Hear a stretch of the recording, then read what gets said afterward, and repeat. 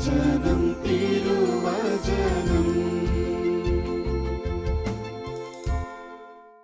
ഈശോയിൽ ഏറ്റവും പ്രിയപ്പെട്ടവരെ, ഇന്ന് നാം ചിന്തിക്കുക മത്തായിയുടെ സുവിശേഷം 18-ാമത്തെ അധ്യായം 1 മുതൽ 5 വരെയുള്ള വചനങ്ങളാണ്. സ്വർഗരാജ്യത്തിലെ വലിയവൻ. ശിഷ്യന്മാർ യേശുവിനെ സമീപിച്ച് ചോദിച്ചു, സ്വർഗരാജ്യത്തിൽ വലിയവൻ ആരാണ്? യേശു ഒരു ശിശുവിനെ വിളിച്ച് അവരുടെ മധ്യ നിർത്തിക്കൊണ്ട് അരുളി ചെയ്തു, സത്യമായി ഞാൻ നിങ്ങളോട് പറയുന്നു, നിങ്ങൾ മാനസാന്തരപ്പെട്ട ശിശുക്കളെ പോലെ ആകുന്നില്ലെങ്കിൽ സ്വർഗരാജ്യത്തിൽ പ്രവേശിക്കുകയില്ല. ഈ ശിശുവിനെ പോലെ സ്വയം ചെറുതാകുന്നവനാണ് സ്വർഗരാജ്യത്തിലെ ഏറ്റവും വലിയവൻ. ഇതുപോലുള്ള ഒരു ശിശുവിനെ എൻ്റെ നാമത്തിൽ സ്വീകരിക്കുന്നവൻ എന്നെ സ്വീകരിക്കുന്നുവെന്ന്. സ്വർഗരാജ്യത്തിൽ പ്രവേശിക്കാൻ ഈശോ ഒരു മാനദണ്ഡം വെച്ചിരിക്കുകയാണ്. ശിശുവിനെ പോലെ സ്വയം ചെറുതാകുവാൻ. അതിന് അനുഷ്ഠിക്കേണ്ട പ്രമേയങ്ങൾ, പരിത്യാഗങ്ങൾ, അത് എന്തൊക്കെ പരിത്യാഗങ്ങളാണ് നാം അനുഷ്ഠിക്കേണ്ടത് എന്ന് മത്തായിയുടെ സുവിശേഷം 18-ാമത്തെ അധ്യായം 6 മുതലുള്ള വചനങ്ങളിൽ വായിക്കുമ്പോൾ നമുക്ക് കാണുവാൻ സാധിക്കും. 18-ാമത്തെ അധ്യായം 8-ാമത്തെ വചനം ഇങ്ങനെ വായിക്കുന്നുണ്ട്, നിന്റെ കൈയോ കാലോ നിനക്ക് പാപഹേതുവാകുന്നെങ്കിൽ അത് വെട്ടി എറിഞ്ഞു കളയുക. 2 കൈകളും കാലുകളും ഉള്ളവനായി നിത്യാഗ്നിയിൽ എറിയപ്പെടുന്നതിനേക്കാൾ നല്ലത് അംഗഹീനനോ മുടന്തനോ ആയി ജീവനിലേക്ക് പ്രവേശിക്കുന്നതാണ്. വചനം നമ്മൾ പരിശോധിക്കുമ്പോൾ ഈശോ ഒരു കാര്യം പറഞ്ഞാൽ അത് എങ്ങനെ ചെയ്യണമെന്ന് കൂടി ഈശോ നമ്മളെ പഠിപ്പിച്ചിട്ടുണ്ട്. ഇവിടെ എൻ്റെ ജീവിതത്തിൻ്റെ ലക്ഷ്യമായ സ്വർഗരാജ്യത്തിലേക്ക് ഞാൻ പ്രവേശിക്കുവാൻ ഞാൻ ചെയ്യേണ്ട ചില കാര്യങ്ങൾ, ജീവനേക്കാൾ പ്രധാനപ്പെട്ടതായ ചിലതൊക്കെ ഞാൻ ചേർത്ത് പിടിച്ചിട്ടുണ്ട് എങ്കിൽ അതിനെ എല്ലാം മാറ്റണം. സ്വർഗരാജ്യ പ്രവേശനത്തിന് എനിക്ക് എന്തൊക്കെ തടസ്സമുണ്ടോ അതിനെ എല്ലാം വെട്ടി എറിഞ്ഞു കളയുവാൻ ഈശോ നമ്മളോട് പറയുകയാണ്.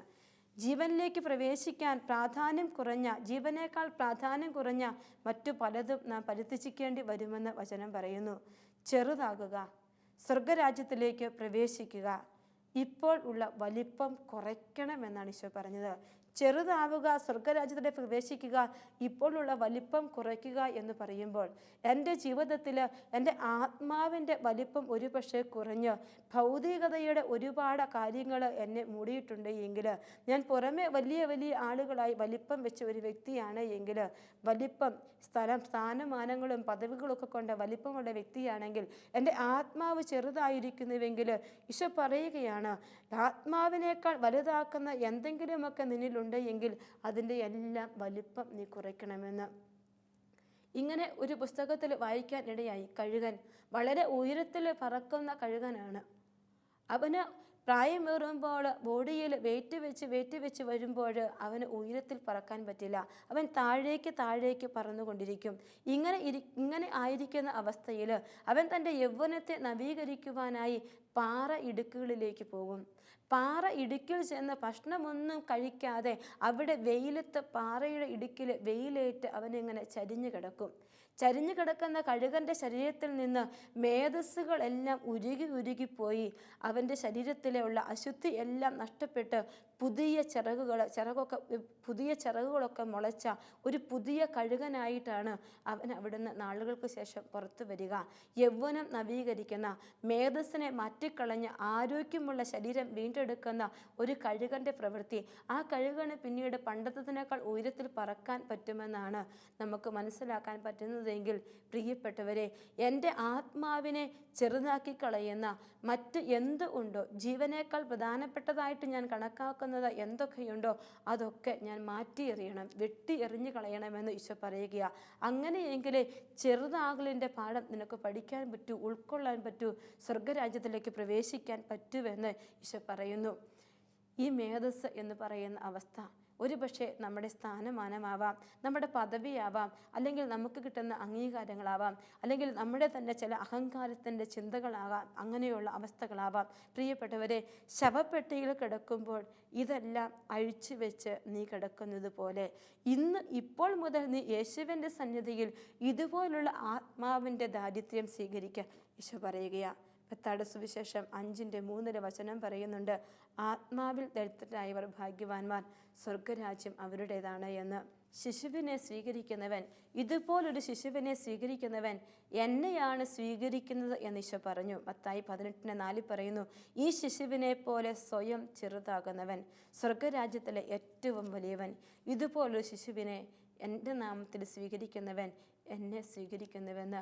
പ്രിയപ്പെട്ടവരെ, ഈശോയ്ക്ക് വേണ്ടി നാം എന്തൊക്കെ മാറ്റിവെക്കുന്നോ, എന്തൊക്കെ ഉപേക്ഷിക്കുന്നോ, അവിടെ ഈശോയെ സ്വീകരിക്കുന്നതിന് തുല്യമാണെന്ന് വചനം പറയുന്നു.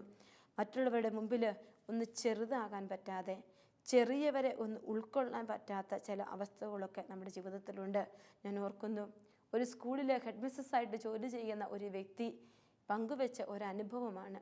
DO ഓഫീസിൽ സ്കൂളിലെ ഇൻസ്പെക്ഷനായിട്ട് വരുന്നു എന്ന് പറഞ്ഞപ്പോൾ ആ DOയുടെ പല പ്രവർത്തനങ്ങളും ഉൾക്കൊള്ളാൻ പറ്റാത്ത ഈ ടീച്ചർ, DO വരുമ്പോൾ ബഹുമാനാർത്ഥം എഴുന്നേറ്റ് നിൽക്കണമെന്നുള്ളത് വ്യക്തമായ കാര്യമാണ്. DOയുടെ മുമ്പിൽ എഴുന്നേറ്റ് നിൽക്കാൻ സ്വന്തം അഹങ്കാരം സമ്മതിക്കാത്തത് കൊണ്ട് ഉച്ച കഴിഞ്ഞ് വരുന്ന DOയെ പ്രതീക്ഷിച്ച് ടീച്ചർ 11 മണി മുതൽ എഴുന്നേറ്റ് നിൽക്കുകയാണ്. DOയ്ക്ക് വേണ്ടി സ്വയം ഒന്ന് എഴുന്നേൽക്കാൻ സ്വന്തം മനസ്സിനെ, അഹങ്കാരത്തെ സമ്മതിപ്പിക്കാത്തത് കൊണ്ട് രാവിലെ മുതൽ എഴുന്നേറ്റ് നിന്ന് ജോലി ചെയ്യുന്ന ഒരു ഹെഡ് മിസ്സസിനെ ഒരിക്കൽ കേൾക്കാൻ ഇടയായി. പ്രിയപ്പെട്ടവരെ, മറ്റുള്ളവരുടെ മുൻപിൽ അവരെ ഒന്ന് വലുതാക്കി കാണാൻ, അവരുടെ മുമ്പിൽ തൻ്റെ ചെറിയത്വം ഒന്ന് അംഗീകരിക്കാൻ മനസ്സാകാത്ത, മനസ്സിന് അഹങ്കാരം പൂഴ്ത്തിവെച്ചിരിക്കുന്ന എത്രയോ വ്യക്തികളെ ഇന്ന് നമുക്ക് കണ്ടുമുട്ടാൻ സാധിക്കും. ഈശോ പറയുകയാ, മറ്റുള്ളവരെ അംഗീകരിക്കാതെ, അവരെ വലുതായി കാണാതെ, നിന്റെ മനസ്സിൽ ആത്മാവിൽ കട്ടപിടിച്ചിരിക്കുന്ന അഹങ്കാരവും അസൂയയും സ്വാർത്ഥതയും ഒക്കെ എടുത്തു മാറ്റി ശിശുവിനെ പോലെ നിഷ്കളങ്കതയുള്ള ഒരവസ്ഥ, ഭാരമില്ലാത്ത ഒരവസ്ഥ. യേശുവിൻ്റെ തോളത്തിരിക്കണമെങ്കിൽ, യേശുവിൻ്റെ മടിയിലിരിക്കണമെങ്കിൽ നിനക്ക് ഭാരം കൂടാൻ പാടില്ല. ആത്മാവിൽ ഭാരമില്ലാത്ത ഒരവസ്ഥയിലേക്ക് പ്രവേശിച്ചാൽ സ്വർഗരാജ്യത്തിൽ അവൻ്റെ മടിയിലിരിക്കാൻ നിനക്ക് പറ്റുമെന്ന് ഈശോ നമ്മളെ പഠിപ്പിക്കുന്നു. വചനം പറയുന്നുണ്ടല്ലോ, പാപഹേതുവാകുന്നത് കണ്ണോ കാലോ കയ്യോ എങ്കിലെന്ന്, അതെല്ലാം വെട്ടിയെറിഞ്ഞ് കളഞ്ഞുകൊള്ളാൻ ഈശോ പറഞ്ഞില്ലേ? ചില പ്രമേഹ രോഗികളെ നാം കാണും, അവരുടെ കാലിന് പ്രമേഹം ബാധിച്ചിട്ട് കാല് മുറിച്ച് കളയേണ്ടതായിട്ട് വരുമ്പോൾ അവർ മനസ്സോടെ അത് സമ്മതിക്കും. കാരണം അവർക്ക് പ്രധാനപ്പെട്ടത് ജീവനായതുകൊണ്ട് ഈ കാല് മുറിച്ച് കളഞ്ഞാലും ജീവിക്കാമല്ലോ എന്നൊരാശ്വാസത്തിൽ അവർ മനസ്സോടെയാണെങ്കിലും കാല് മുറിച്ച് കളയാൻ അവർ സമ്മതിക്കുന്നതായിട്ട് നമുക്ക് കാണുവാൻ സാധിക്കും. പ്രിയപ്പെട്ടവരെ, നിത്യജീവൻ്റെ കാര്യത്തിലും ഇത് തന്നെയാണ് പ്രധാനപ്പെട്ടത്.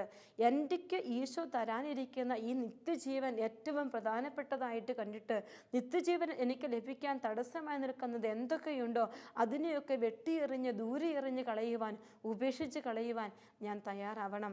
അതിനെയൊക്കെ വിലപ്പെട്ടതായിട്ടല്ല കണക്കാക്കേണ്ടത്, അശ്ലീലമായിട്ട് കണക്കാക്കിക്കൊണ്ട് എറിഞ്ഞു മാറ്റുവാൻ, മേധ സുരുക്കിക്കളയുന്ന അതേ പ്രവൃത്തിയിലേക്ക് നമ്മളെ തന്നെ ഒന്ന് എളിമപ്പെടുത്തുവാൻ, നമ്മുടെ മനസ്സിനെ ഒന്ന് പിടിച്ചു നിർത്തുവാൻ നമുക്ക് സാധിക്കണം. പറയില്ലേ, മൂക്കുകയറിടുമ്പോൾ, പശുവിന് മുക്കുകയറിടുമ്പോൾ അതിനെ പിടിച്ചു നിർത്താൻ പറ്റുമെന്ന്. അതേ അവസ്ഥ തന്നെ ഈശോ ഇന്ന് നമ്മളോട് പറയുക. നമ്മുടെ ജീവിതത്തിൽ നമ്മുടെ ആത്മാവിനെ ഭാരം കൂട്ടുന്ന, സ്വർഗരാജ്യ പ്രവേശനം തടസ്സപ്പെടുത്തുന്ന, നിത്യജീവനെ തടസ്സപ്പെടുത്തുന്ന എന്ത് കാര്യങ്ങളും എടുത്തു മാറ്റി ശിശുവിനെ പോലെ ഈശോയുടെ സന്നിധിയിലായിരിക്കാൻ ഈശോ നമ്മളോട് പറയുന്നു. അവിടെ നമ്മിൽ ജീവൻ വളരും. മരണത്തിനപ്പുറത്തേക്കുള്ള ഒരു നിത്യജീവൻ്റെ സമ്മാനമാണ് ഈശോ നമുക്ക് വെച്ച് തരിക. ചെറിയതാകുന്നതിൻ്റെ ഒരു വലിപ്പം ഈശോ നമുക്ക് മനസ്സിലാക്കി തരും. ചെറിയതാകുന്നതിൻ്റെ വലിപ്പം എന്ന് പറയുമ്പോൾ അത് സ്വർഗരാജ്യത്തിൽ സന്തോഷം അനുഭവിക്കുന്ന ഒരു വലിപ്പമാണ്. ചെറിയത് എന്ന് പറയുമ്പോൾ തന്നെ നമുക്കറിയാം വളരെ ചെറുതാണ്. അതിൻ്റെ വലിപ്പം എന്ന് പറയുമ്പോൾ ദൈവം കൽപ്പിക്കുന്ന വലിപ്പമാണ്. മാനുഷിക ബുദ്ധിക്ക് അളക്കാൻ പറ്റാത്ത ഒരു വലിപ്പം. പ്രിയപ്പെട്ടവരെ, അതേ വലിപ്പത്തിലേക്ക് പ്രവേശിക്കാൻ ഈശോ ഇന്ന് നമ്മളോട് പറയുന്നുണ്ട്. ഇരുളിൻ്റെ മറപറ്റി പോയെങ്കിലും വെളിച്ചത്തിൻ്റെ വിത്ത് തിരയുന്ന ഒരു നിക്കോദെമോസിനെ നാം കാണുന്നുണ്ട്. യോഹന്നാൻ്റെ സുവിശേഷം 3-ാമത്തെ അധ്യായത്തിൽ നാം കാണുന്നുണ്ട്. ഫരിസേയർ നിക്കോദെമോസ് എന്ന് പേരായ ഒരു യഹൂദ പ്രമാണിയുണ്ടായിരുന്നു. യോഹന്നാൻ 3:1 മുതലുള്ള വചനങ്ങളിൽ നമ്മൾ വായിക്കുന്നുണ്ട്. അവൻ രാത്രി യേശുവിൻ്റെ അടുത്ത് വന്ന് പറഞ്ഞു, റബി, അങ്ങ് ദൈവത്തിൽ നിന്ന് വന്ന ഒരു ഗുരുവാണെന്ന് ഞങ്ങൾ അറിയുന്നു. ദൈവം കൂടെയില്ലെങ്കിൽ ഒരുവനും നീ ചെയ്യുന്ന ഈ അടയാളങ്ങൾ പ്രവർത്തിക്കാൻ കഴിയുകയില്ല എന്ന്. സത്യം സത്യമായി ഞാൻ നിന്നോട് പറയുന്നു, വീണ്ടും ജനിക്കുന്നില്ലെങ്കിൽ ഒരുവന് ദൈവരാജ്യം കാണാൻ കഴിയുകയില്ല. നിക്കോദെമോസ് ചോദിച്ചു, പ്രായമായ മനുഷ്യന് ഇത് എങ്ങനെ സാധിക്കും? അമ്മയുടെ ഉദരത്തിൽ വീണ്ടും പ്രവേശിച്ച് അവന് ജനിക്കാൻ കഴിയുമോ? യേശു പറഞ്ഞു, സത്യം സത്യമായി ഞാൻ നിന്നോട് പറയുന്നു, ജലത്താലും ആത്മാവിനാലും ജനിക്കുന്നില്ലെങ്കിൽ ഒരുവനും ദൈവരാജ്യത്തിൽ പ്രവേശിക്കുക സാധ്യമല്ല എന്ന്. ഒരു വീണ്ടും ജനനമെന്ന് ഈശോ പറഞ്ഞില്ലേ? ശിശുവായി തീരുന്ന ഒരവസ്ഥ, അന്ധകാരം മൂടിയിരിക്കുന്ന, ഭാരപ്പെട്ടിരിക്കുന്ന, ഭാരം നിറഞ്ഞ, വലിപ്പം വെച്ച, അഹങ്കാരം കൊണ്ട് വലിപ്പം വെച്ച എൻ്റെ ആത്മാവിൻ്റെ അവസ്ഥയെ ഞാനൊന്ന് ഉരിഞ്ഞു മാറ്റിയിട്ട് വീണ്ടും ജനിച്ച് ചെറുതാകുമ്പോൾ എനിക്ക് സ്വർഗരാജ്യം ലഭിക്കുമെന്ന് ഈശോ പറയുന്നു. ഇവിടെ നിക്കോദെമോസ് യേശുവിൻ്റെ അടുക്കലേക്ക് വരുന്നത് രാത്രിയിലാണ്. ഒരുപക്ഷെ ആത്മാവിൽ അഹങ്കാരം നിറഞ്ഞിട്ട് നമ്മൾ ശിശുവിനെ പോലെ ആകാൻ പറ്റാതെ വലിപ്പം കാണിച്ചു നടക്കുമ്പോൾ നമ്മളും സഞ്ചരിക്കുന്നത് ഈ രാത്രിയിൽ തന്നെയാണ്. എന്നാൽ രാത്രിയുടെ മറ പിടിച്ച് അവൻ വന്നത് വെളിച്ചമാകുന്ന യേശുവിൻ്റെ അടുക്കലേക്കാണ്. വെളിച്ചമാകുന്ന യേശുവിൻ്റെ അടുക്കലേക്ക് വന്നിട്ട് അവൻ വിളിച്ചു റബ്ബി എന്ന്. റബ്ബി എന്ന് പറഞ്ഞാൽ ഗുരു എന്നർത്ഥം, പ്രകാശത്തിലേക്ക് നയിക്കുന്ന വ്യക്തി എന്നർത്ഥം.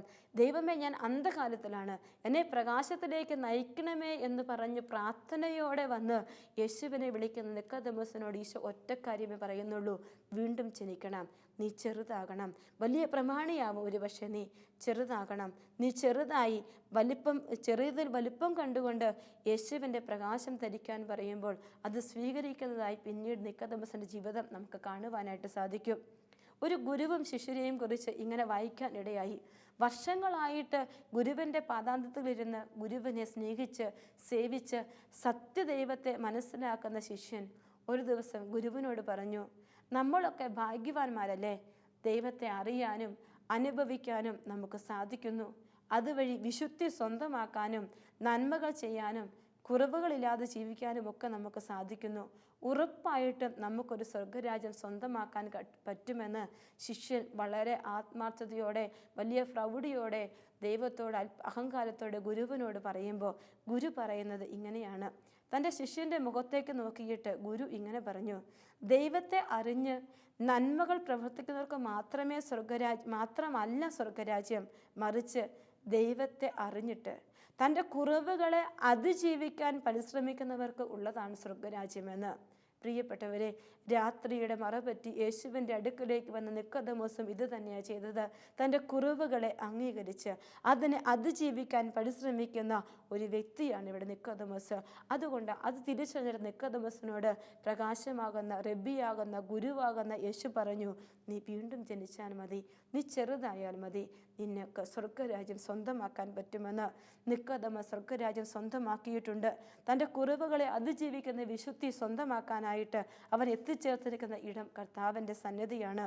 റബ്ബി എന്ന് അഭിസംബോധന ചെയ്ത് അന്ധകാലത്തെ മാറ്റി പ്രകാശത്തിലേക്ക് അയക്കണമേ എന്ന് പറഞ്ഞു. ഇവിടെ ഈശോയെ അവൻ റബ്ബി എന്ന് വിളിക്കുമ്പോൾ ഈശോയുടെ അതേ അധരങ്ങളിൽ നിന്ന് ഈശോ തന്നെ വെളിപ്പെടുത്തുകയാണ്: ഞാൻ പ്രകാശമാണ് എന്ന്. യോഹന്നാൻ 8:12 പറയുന്നു: ഞാൻ ലോകത്തിൻ്റെ പ്രകാശമാണ്, എന്നെ അനുഗമിക്കുന്നതിന് ഒരിക്കലും അന്ധകാരത്തിൽ നടക്കുന്നില്ല എന്ന്. ഈശോയുടെ വലിയ പ്രകാശം തിരിച്ചറിഞ്ഞ നിക്കോദെമോസ് കേൾക്കുന്നു യോഹന്നാൻ 8:12 ഞാൻ ലോകത്തിൻ്റെ പ്രകാശമാണെന്ന്.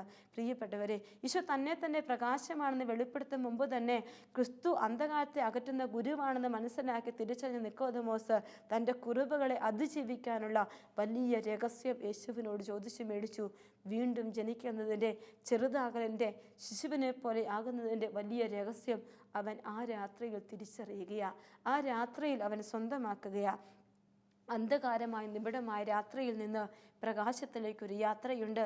ഇരുട്ട് പ്രകാശത്തോട് പറയുന്നത് പോലെ നിക്കോദെമോസ് കർത്താവിനോട് പറഞ്ഞു റബ്ബി എന്ന് അവനെ വിളിച്ചു. ആ സമയം തന്നെ യേശു അവൻ്റെ അടുക്കലേക്ക്, അവൻ്റെ ജീവിതത്തിലേക്ക് വരികയാണ്. അവനാണ് യഥാർത്ഥ പ്രകാശമെന്ന് തിരിച്ചറിഞ്ഞ് അവനോട് അപേക്ഷിക്കുകയാണ്. പ്രകാശമുള്ളവനെ പ്രകാശത്തെ പോലെ ജീവിക്കാനായിട്ട് പറ്റൂ. മത്തായി 5:15 വചനം പറയുന്നു: വിളക്ക് കൊരുത്തി ആരും പറയുടെ കീഴിൽ വയ്ക്കാറില്ല, പീഠത്തിന്മേലാണ് വയ്ക്കുക, അപ്പോൾ അത് ഭവനത്തിലുള്ള എല്ലാവർക്കും പ്രകാശം നൽകുന്നുവെന്ന്.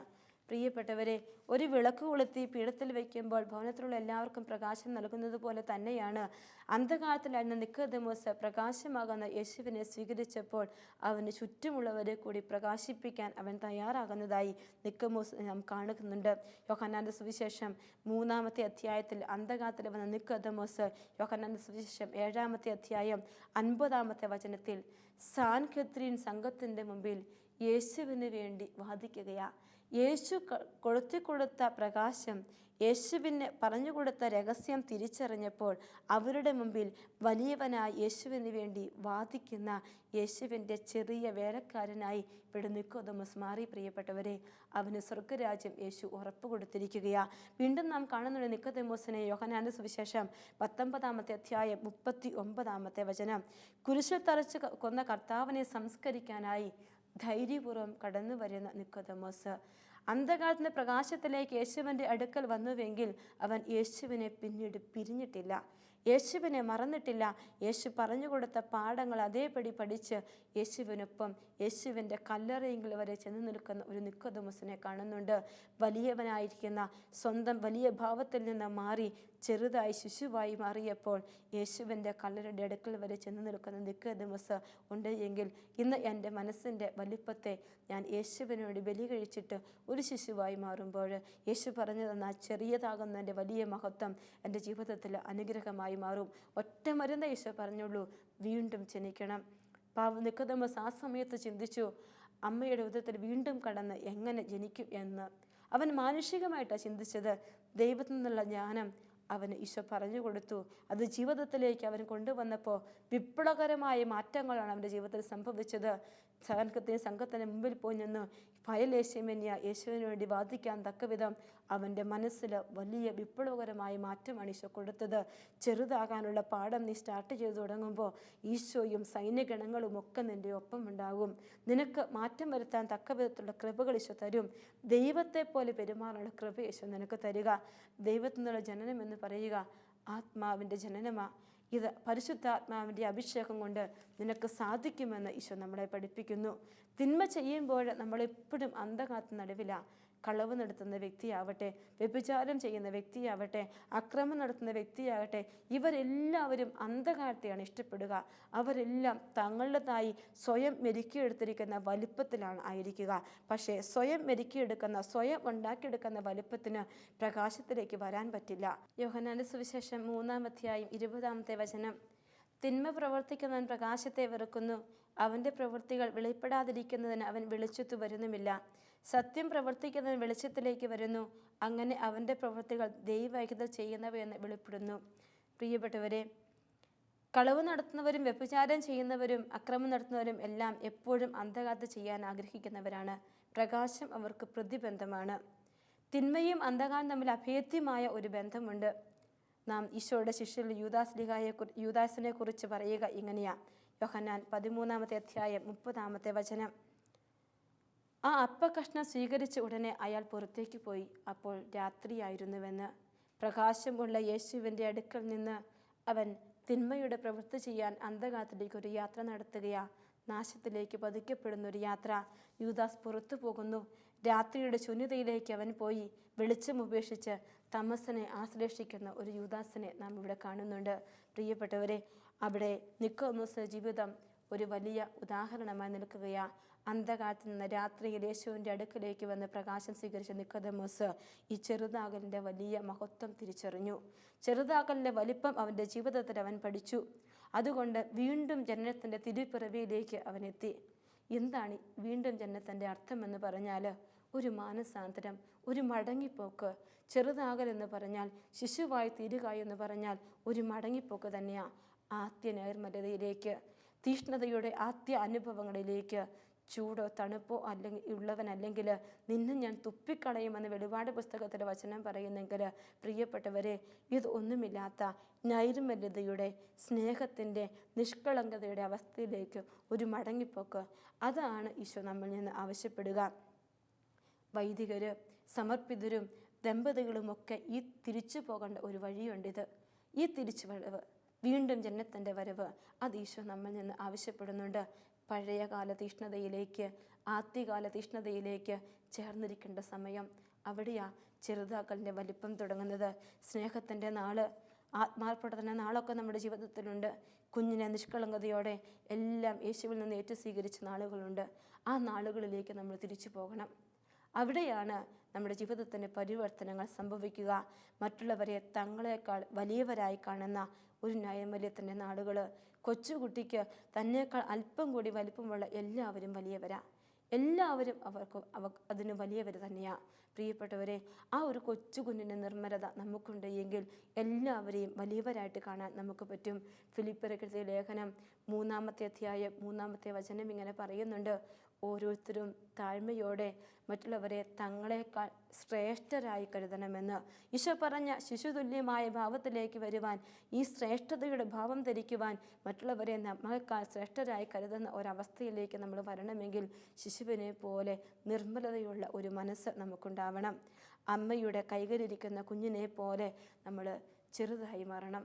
ദൈവത്തിൻ്റെ പരിപാലനയിൽ നമ്മൾ ആശ്രയിക്കണം.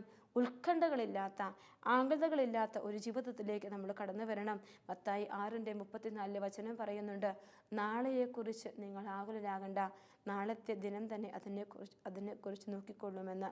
പ്രിയപ്പെട്ടവരെ, ആകുലതകളില്ലാത്ത, ഭയമില്ലാത്ത ഒരവസ്ഥ, ആ ഒരു നാളിലേക്ക്, ആ ഒരു ചെറുപ്പത്തിലേക്ക് കടന്നു പോകാൻ ഈശോ നമ്മോട് പറയുകയാ.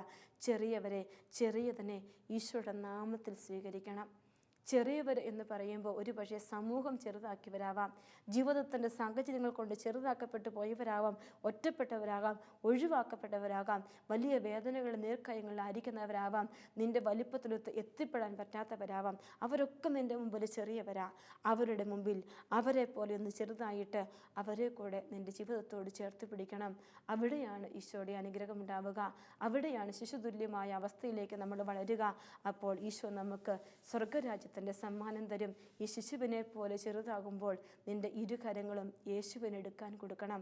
ശിശുക്കൾ എപ്പോഴും, കൊച്ചു കുഞ്ഞുങ്ങളെ നമുക്ക് കാണുമ്പോൾ അറിയാം, ഇളം പല്ല് കാട്ടി ചിരിച്ച് കൈകളിങ്ങനെ വിടർത്തിപ്പിടിക്കും എടുക്കാനായിട്ട്.